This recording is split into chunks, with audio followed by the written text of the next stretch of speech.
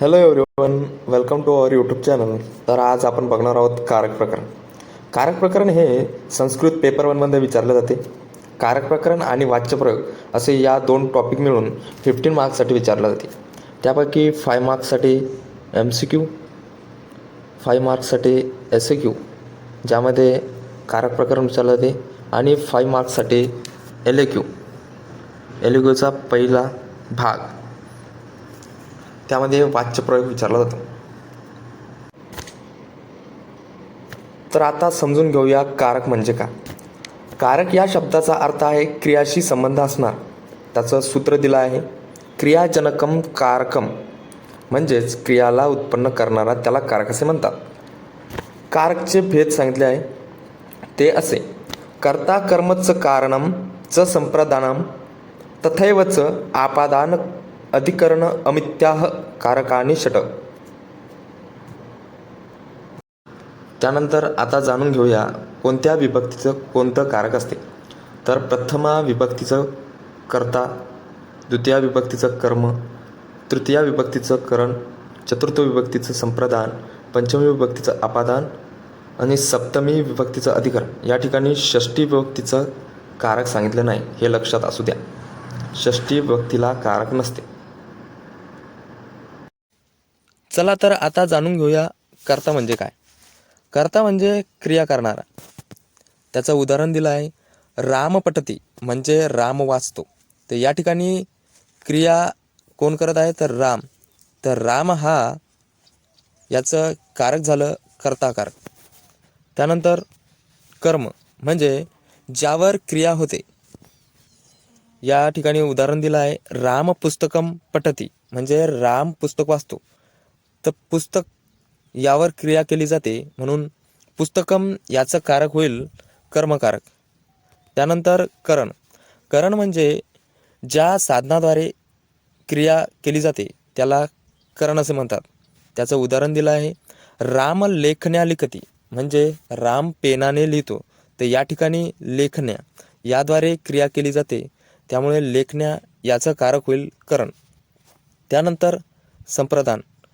संप्रदान म्हणजे ज्याला दिले जाते, म्हणजे या ठिकाणी दिलं आहे उदाहरण दिलं आहे राम गुरुवे पुस्तकम ददाती, म्हणजे राम गुरूंना पुस्तक देतो. तर कुणाला पुस्तक देतो? गुरूंना. त्यामुळे गुरुवे याचं कारक होईल संप्रदान. त्यानंतर अपादान. अपादान म्हणजे ज्या ठिकाणाहून किंवा पासून क्रिया होते त्याला अपादान असे म्हणतात. या ठिकाणी उदाहरण दिलं आहे वृक्षात पत्रम पतती, म्हणजे झाडापासून पान पडते. तर कशापासून पान पडते? झाडापासून, म्हणजे वृक्षापासून. तर वृक्षात याचं कारक झालं अपादान. त्यानंतर अधिकरण. अधिकरण म्हणजे ज्या ठिकाणी क्रिया होते त्याला अधिकरण असं म्हणतात. त्याचं उदाहरण दिलं आहे गृहे राम असती, म्हणजे राम घरात आहे. म्हणजे राम कुठे आहे तर घरात, म्हणजे गृहे याचं कारक होईल अधिकरण.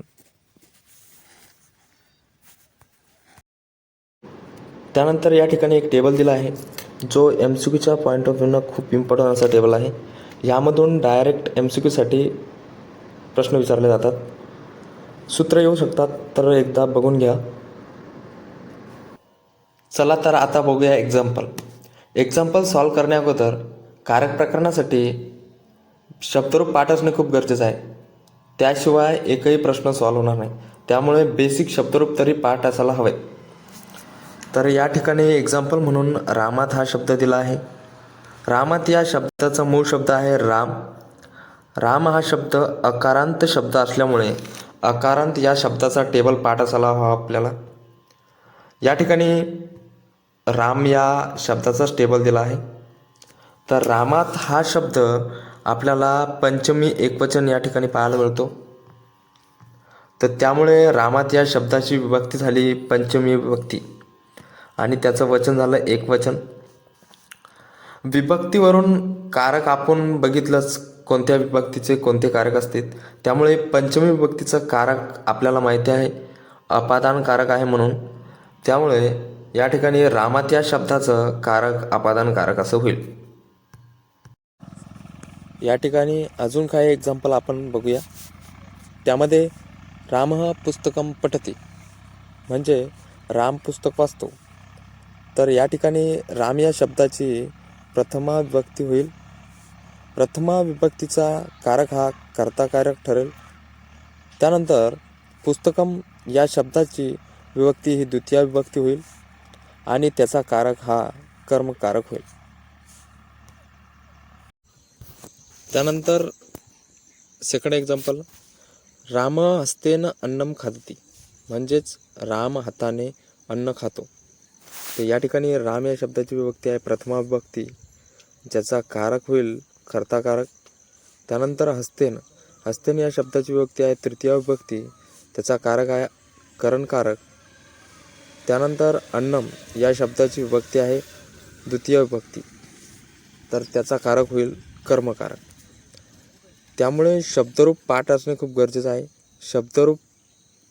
शब्दरूपमुळे विभक्ती ओळखता येईल, विभक्तीमुळे कारक ओळखता येईल. या ठिकाणी आपण काही प्रिव्हियस इयरचे एक्झाम्पल बघू, ज्यामध्ये आपल्याला कारक संबंध ओळखायचा आहे. तर या ठिकाणी एक्झाम्पल आहे, ज्यामध्ये पहिलं एक्झाम्पल आहे ब्राह्मे मुहूर्ते उत्तिष्ठेत स्वस्त. तर या ठिकाणी आपल्याला ब्राह्मे या शब्दाचा कारक संबंध ओळखायचा आहे.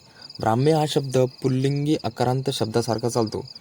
म्हणजे ब्राह्मे या शब्दाची विभक्ती आहे सप्तमी आणि सप्तमी या विभक्तीचं कारक संबंध आहे अधिकरण.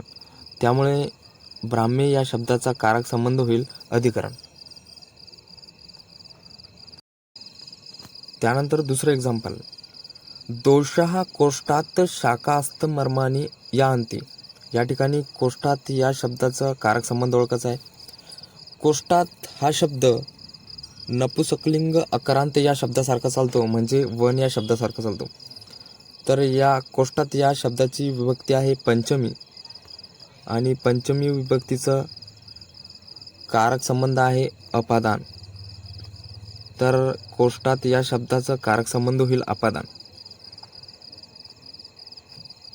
त्यानंतर थर्ड एक्झाम्पल, रोगी औषधेन स्वास्थ्यम लभते. तर या ठिकाणी औषधेन हा शब्द देखील वन या शब्दासारखाच चालतो. तर याची विभक्ती आहे तृतीया. तर तृतीया विभक्तीचा कारक संबंध होईल करण. तर औषधेन या शब्दाचा कारक संबंध होईल करण. त्यानंतर फोर्थ एक्झाम्पल, स्वास्थ्य नरः नित्यम अभ्यंगम आचरेत. या ठिकाणी अभ्यंगम या शब्दाचा कारक संबंध ओळखायचा आहे. तर अभ्यंगम हा शब्द देखील नपुसकलिंग अकारांत या शब्दासारखा चालतो आणि त्याची विभक्ती आहे द्वितीया. द्वितीया विभक्तीचा कारक संबंध आहे कर्म. तर अभ्यंगम या शब्दाचा कारक संबंध होईल कर्म. त्यानंतर लास्ट एक्झाम्पल, वैद्यः रुग्णाय औषधम ददाती. या ठिकाणी रुग्णाय या शब्दाचा कारक संबंध ओळखायचा आहे. रुग्णाय हा शब्द पुल्लिंग अकारांत शब्द सारखा, म्हणजे राम या शब्दासारखा चालतो. तर रुग्णाय या शब्दाची विभक्ती आहे चतुर्थी आणि चतुर्थी या विभक्तीचा कारक संबंध आहे संप्रदान. त्यामुळे रुग्णाय या शब्दाचा कारक संबंध होईल संप्रदान. Thank you so much.